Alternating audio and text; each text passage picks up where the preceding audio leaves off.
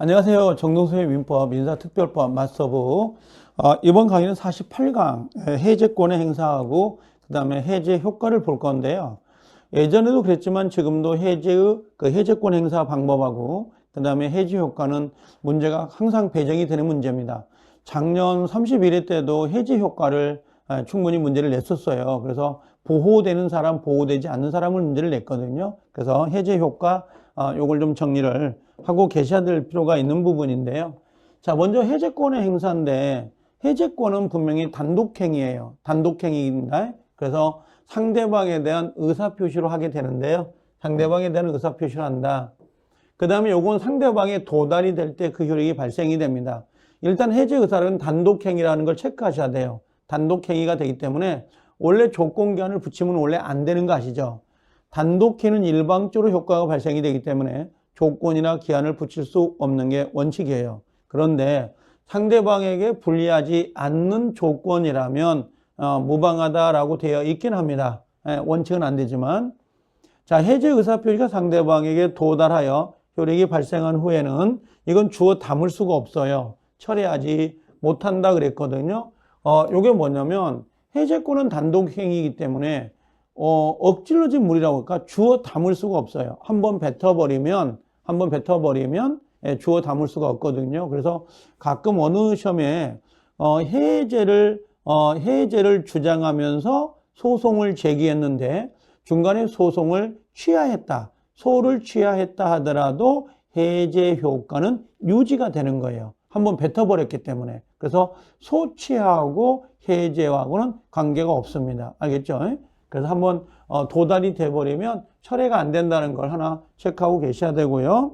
그 다음에 해제권 행사에서 가장 중요한 게 요건 별 표시예요. 해제권 행사와 불가분성인데요.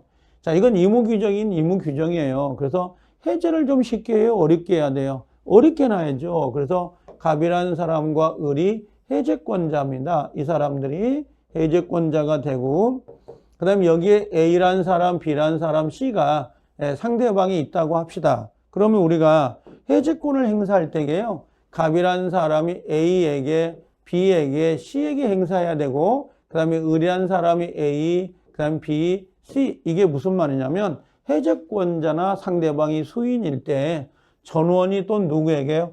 전원에게 행사를 해야 돼요. 다만 공동으로 행사해야 되는 건 아니고요. 전원이 전원에게 행사해라. 그러면 해제권 행사하기가 상당히 좀 어렵겠죠. 그러다가 해제하다가 중간에 포기할 수도 있으니까. 그럼 해제권을 행사하지 않으면 계약은 유지가 될 수가 있잖아요. 그래서 요건 전원이 전원에게 해제권을 행사한다. 이렇게 정리하면 되고요. 그 다음에 만약에 이런 경우가 있어요. 여기 한 사람이 요 을이 해제권을 행사하지 않겠답니다. 자기가 해제권을 포기했어요. 그럼 누구도 요 병이라는 사람도 해제권을 행사할 수 없게 되는 거예요. 그래서 여기 보면 당사자 1인이 해제권을 잃으면 이라고 되어 있죠. 해제권을 잃어버리면 다른 당사자도 해제권을 행사할 수 없도록 되어 있습니다. 그래서 반드시 외워야 됩니다.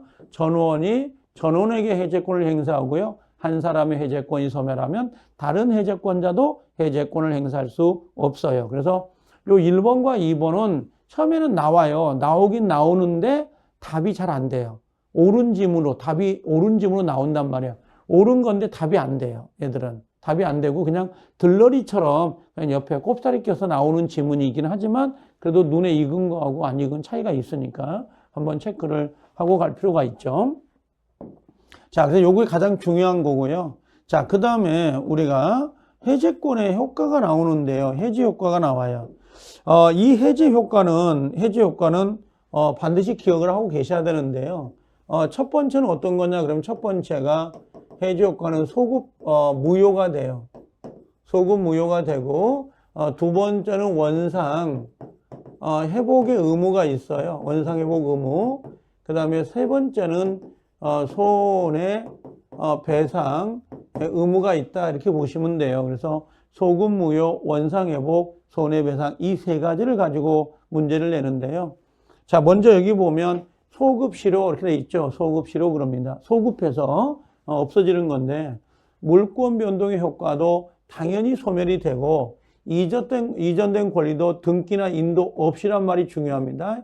없이 뭡니까? 당연복귀돼요. 당연복귀. 그럼 요건 등기를 해야 안 해요?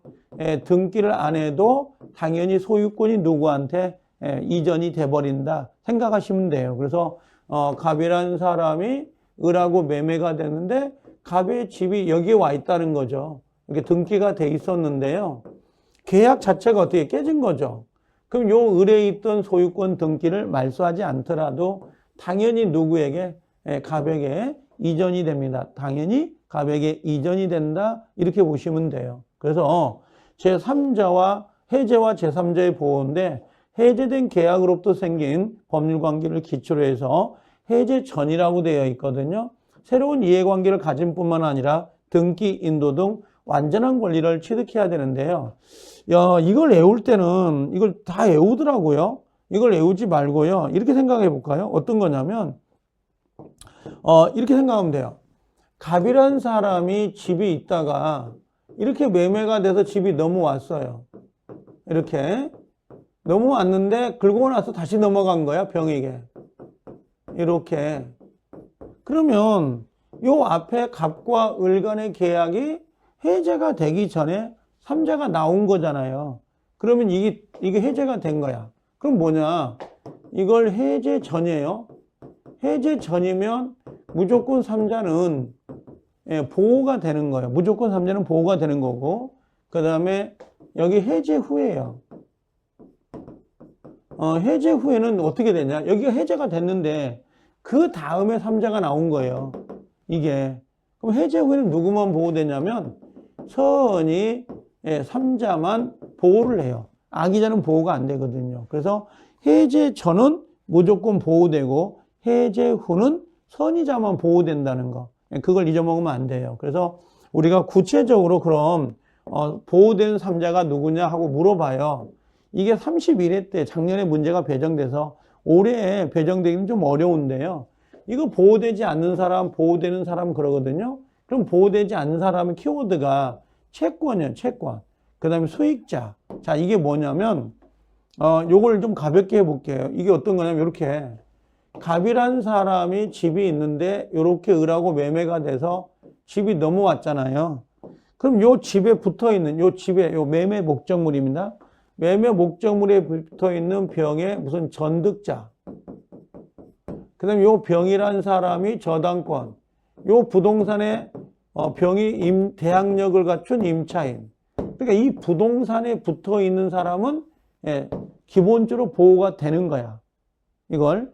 근데 만약에 매매가 되면서 이 매매 대상, 요거 매매 목적, 매매 대금 채권이 나와요.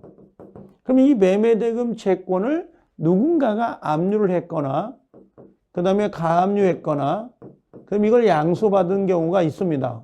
그럼 이 매매 대금 채권은 기본적으로 매매 계약 자체가 깨지면 소멸되는 거거든요. 그럼 이 사람들은 보호할 수가 없죠. 보호해 주고 싶어도 매매 대금 채권은 매매 계약이 깨지면서 없어지는 거거든요.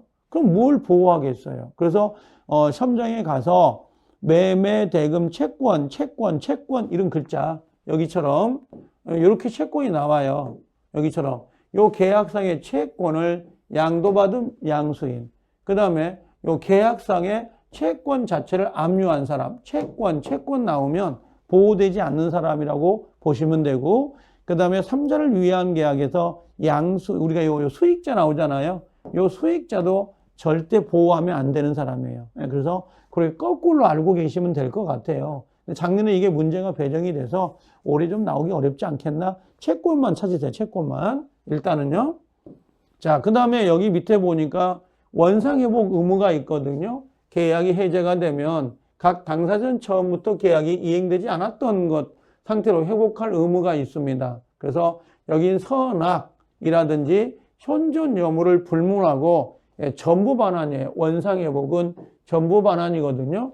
여러분들 우리가 취소가 되잖아요. 취소가 되면 부당이득 반환이에요. 계약은 해제가 되면 원상회복 의무가 있고, 그러면 취소가 돼서 부당이득 반환일 때 부당이득은 선의자, 악의자를 나눠요. 그래서 선의자는 현존, 악의자는 전부 반환해야 된다 그러는데 이 원상회복은 선이 악이 현존 여부를 불문하고 전부 반환이에요. 전부 반환. 이게 전부 반환을 원칙으로 합니다. 요걸. 그 다음에 금전일 때, 요건 잘 나오죠. 금전일 때는 받은 날입니다. 다음 날이 아니라 받은 날부터 이자를 가산해서 반환해야 된다 그랬어요. 이자를 가산해서 반환한다라고 되어 있고요.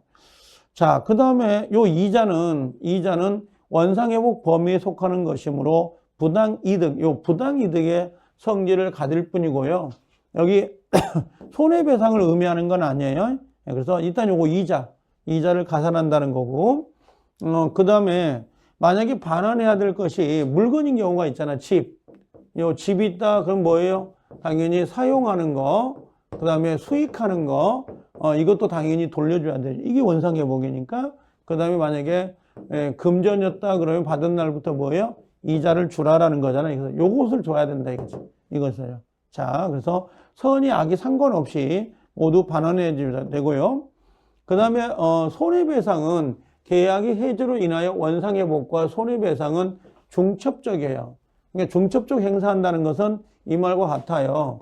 계약이 해제가 돼서 원상회복이 되더라도 뭘 청구할 수 있다? 손해배상 청구에는 영향을 미치지 않는다 그래요. 손해배상 청구에는 영향을 미치지 않는다. 청구할 수 있다라고 하는 겁니다. 그 다음에 여기 보면 손해배상은 범위는 뭘로 할 거냐 그랬더니 이행이익 범위예요. 이행이익을 한도로 하는 거고요. 그 다음에 계약 해지로 인하여 각 당사자가 부담하는 원상회복과 손해배상은 당연히 동시행관계가 있습니다. 그래서 우리가 그 동시행 항변권에서 영어, 임무, 가세, 수정, 전담, 해제가 나오면 동시행관계가 있다라고 했던 거 기억나요? 그래서 해제가 되면 동시행관계가 있다라는 걸 정리해 주시면 되고요. 그 다음에 요 앞에 있는 계약이 해제가 되면 지금 소급 무효가 되고 원상회복, 손해배상이 나오는데 지금 요 부분은 뭐예요? 지금 요 부분은 우리가 쭉 정리한 게 앞에 있는 내용들을 쭉 정리해서 갖다 놓은 거예요. 이게. 그래서 지문화 시킨 것들이거든요. 한번 읽어보면 되는 부분인데 이것들은 요 합의 해제가 계약이라고 했죠. 합의 해제된 경우에 그 해제 시에 특이하게 없는 한 채무 불이용으로 인한 손해배상을 청구할 수는 없어요. 합의 해제는. 그 다음에 합의 해제로 반환할 때 금전, 요 받은 날부터 이자를 가산해야 될 반환 의무가 있다 없다? 없어요. 그래서 제가 이걸 아까 원상회복이나 손해배상을 청구할 수 없다라고 하는 게 지금 그 지문이에요. 이 지문이고. 자, 합의해제 계약인 거죠. 합의해제이더라도 매도인에게 당연복귀가 돼요. 요거 해제니까 당연복귀. 그 다음에 요것은 요거 해제는 당연히 소급표입니다. 당연히. 합의해제도 같은 의미예요. 그것도요. 이건 같은 의미다라고 보시면 되고. 그 다음에 매수인이 잔대금 지급기일까지 그 대금을 지급하지 못하면 그 계약이 자동으로 이렇게 돼 있죠. 잔대금입니다. 자, 자동 해제하기로 했어요. 그때 특단한 사정이 없는 매수는 그 약정된 기간을 도과했다 하더라도 이행지체에 빠지는 것이 아니라면 대금 미지급으로 자동 해제할 수는 없다라고 돼 있는데 이게 아까 뭐라고 했냐면 이게 실권 약관이에요. 그러면 실권 약관은 뭐라고 했어요? 지금 잔대금이죠. 잔대금이니까 반드시 뭐예요? 매도인도 소유권 이전 등기 서류를 제공해야 돼요. 제공하고 있는 상태에서 잔금이 들어오지 않을 때 실권 약관이 되는 것이 단순히 그 날짜가 지났다고 해서 자동 해제가 되는 건 아니에요. 이 잔대금은 조심해야 돼요. 실권 약관에서. 자, 그 다음에 약정해제권인데 약정해제권은 아까 뭐라고 했어요?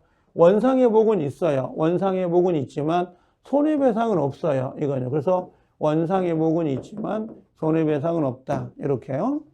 자, 이행지체라고 되어 있죠. 상당한 기간을 정하여 최고를 해야 되고 최고를 했음에도 불구하고 이행하지 않으면 그때 해제가 되죠.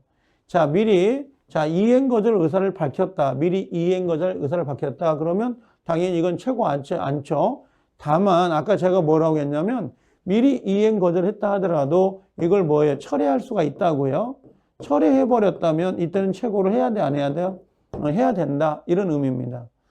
그 다음에 7번에 당사자 일방의 채무가 채무자의 책임 있는 사유로 이행할 수 없게 됐다. 책임 없는 사유 이행할 수 없다. 그러면 이건 최고할 필요가 없죠. 왜? 이행 불능. 이행 불능이니까 굳이 뭐 최고할 필요 없이 바로 계약을 해지하면 됩니다. 이렇게. 지금 여기도 보니까 이행 불능이 되었다 하더라도 이행 불능이 매수인의 귀책 사유에 의한 경우에는 채무 불이행을 이유로 계약을 해지할 수 있다라고 없다라고 되어 있는데요. 이게 뭐냐면 매수인의 귀책 사유, 이 매수자가 누구예요? 매수인의 귀책 사유 그러면 요건 누구냐면 이건 채권자. 채권자의 귀책 사유. 귀책 사유 하고 나오면 이건 위험부담이에요. 그 다음에 여기가 만약에 채무자의 귀책 사유 하고 나오면 이건 채무불이행이고요. 그러니까 지금 이건 매수자의 귀책 사유, 채권자의 위험부담이죠. 이건 위험부담이 문제가 되는 겁니다. 그 다음에 부수적인 거는 계약을 해지할 수는 없어요. 부수적인 건 계약 해제가 안 됩니다. 주된 계약이 아니기 때문에. 자, 그 다음에 10번에 계약의 성질 또는 당사자 의사에 의해서 일정 기간이란 말 나오잖아요. 요걸 정기행위라 그래요. 정기행위는 최고하지 않고 바로 계약을 해지할 수 있도록 되어 있습니다. 정기행위. 그 다음에 일방 또는 쌍방이 수인일 때 계약을 해지할 때는 어떻게 해요? 전원이 해야 되고요. 한 사람이 소멸되면 다른 사람도 해제권이 소멸된다라고 했었죠. 불가분성. 그러면 소유권 이전 등기가 완료된 부동산 매매 계약을 매도인이 해제가 됐어요. 말소 등기 없이 바로 당연히 복귀됩니다. 당연 복귀. 당연 복귀가 되는 거죠. 그 다음에 13번 매도인이 받은 금전일 때 받은 날부터 이자를 가산해서 반환해야 되죠.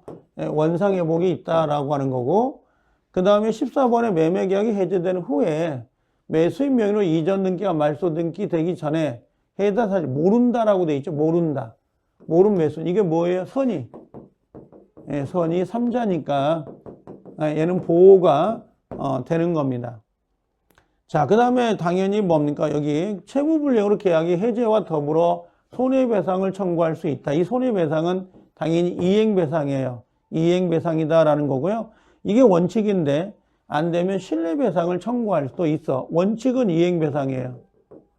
이렇게요. 그래서 정리가 되는데요. 실제는 이 지문을 먼저 잘 기억하고 계시긴 한데 중요한 건 이 앞에 있는 내용을 먼저 기억을 하셔야 돼요.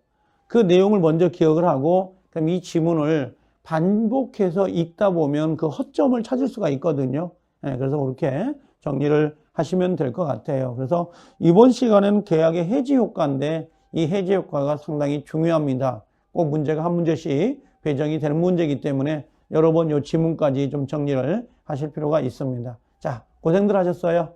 수고하셨습니다.